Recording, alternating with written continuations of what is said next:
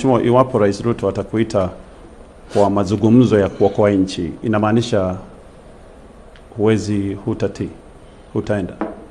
Atahitaji nini kutoka kwangu? What will he need from me? What will I tell him that he cannot hear from the people in the street? So today we are going to dive directly into a topic that has sparkled endless debates.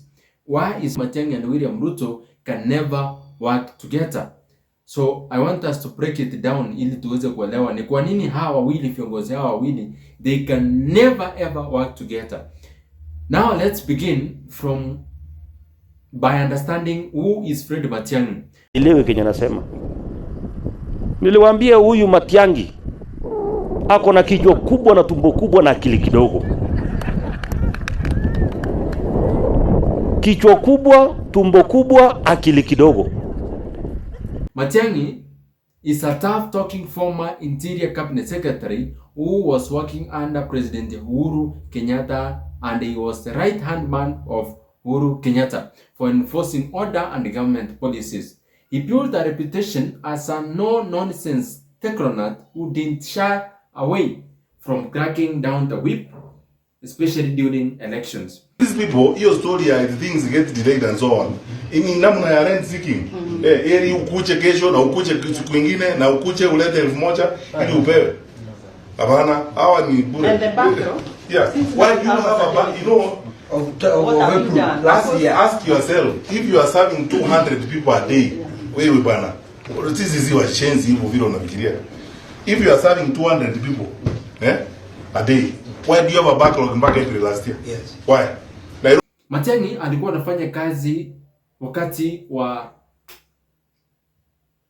wa Uhuru Kenyatta akiwa rais, na ndiye alikuwa mtu wa mkono wa karibu sana wa Uhuru Kenyatta, na tunamwelewa kwa zile policies ambazo aliweza kuendorse kwa serikali na kuhakikisha kwamba shughuli za serikali zilikuwa zikitendeka, ikiwemo akianzia katika sekta ya elimu, akaingia katika sekta ya ulinzi. He ensured that everything was working out. Now on the other side we have President William Ruto, who is the hustler in chief. We can say he's the Kenya's hustler in chief because he started a hustler slogan of bottom up, yani anamuinua yule mwananchi wa chini kwenda juu. It was his campaign theme that he was a chief hustler working to ensure that ameweza kubadilisha maisha ya wale walio chini kuinua juu.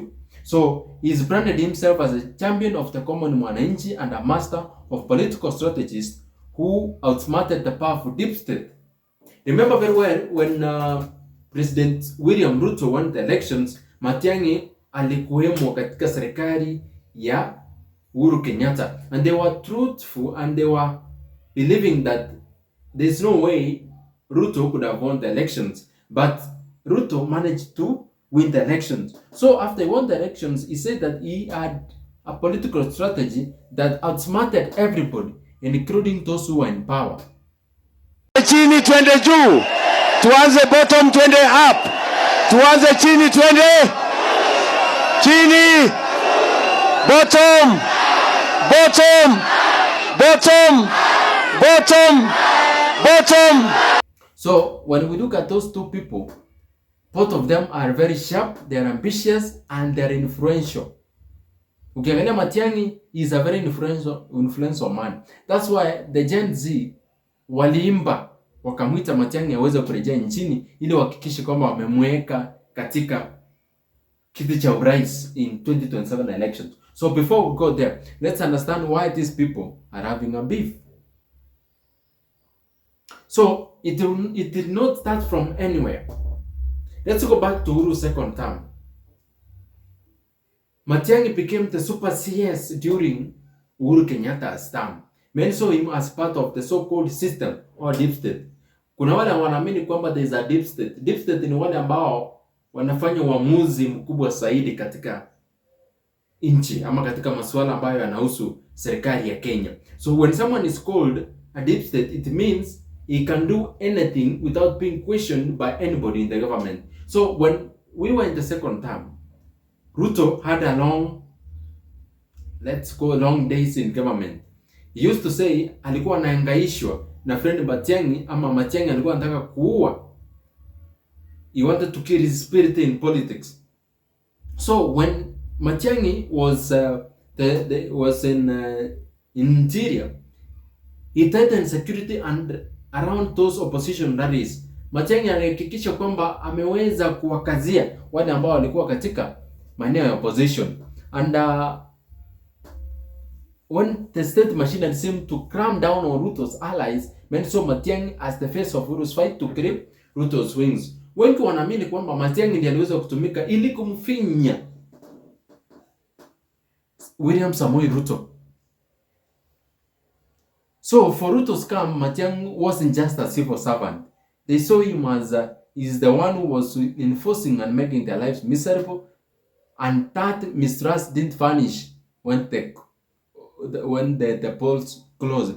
Kuna wale ambao walisema kwamba Ruto alipochukua uongozi, Matiang'i angekuwa na siku mrefu serikalini, angekuwa na maisha ambayo yangekuwa magumu nchini Kenya. But now that beef didn't end, because politically ukiwasikiza wale baadhi ya viongozi ambao wako katika mlengo mwingine, wale wako katika mlengo wa Kenya Kwanza, ama those who are supporting President William Ruto, the moment they heard that Matiang'i was coming in and he was going to step for presidency, they felt like now this guy is here, and there's a time he used to mistreat kiongozi wetu. They feel like it is high time that they need to revenge back to Fred Matiang'i. So it is not a personal beef, but it is a beef that is in between the bottom-up economic model. So if we want to say that we are putting Matiang'i and William Ruto in one table to discuss, let me tell you the truth, watu hawawezi elewana. Okay, let's say politics. Sometimes people say politics is a game, it's a dirty game. But I believe that if these two people are put in one table, it's like putting water, mixing oil and water.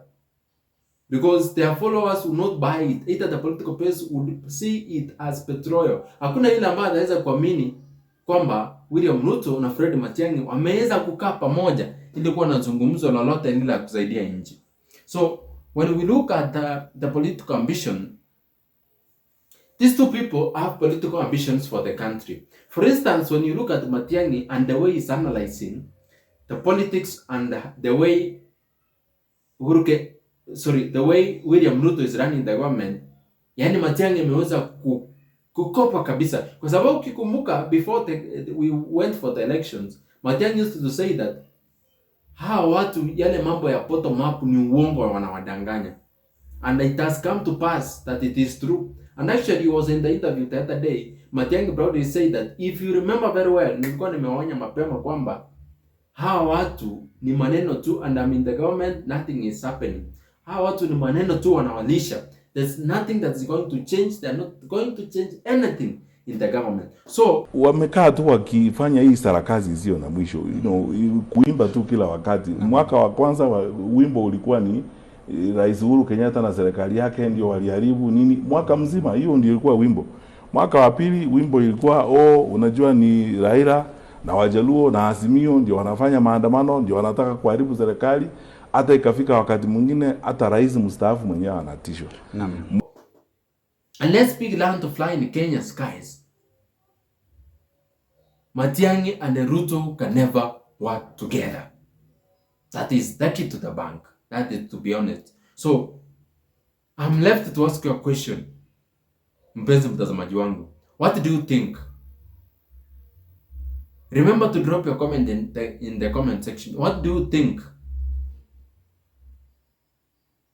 Do you think Matiang'i and Ruto can never work together? If you enjoyed watching this video, don't forget to subscribe and stay tuned for more deep dives into the Kenyan politics, so that we can be discussing the Kenyan politics widely.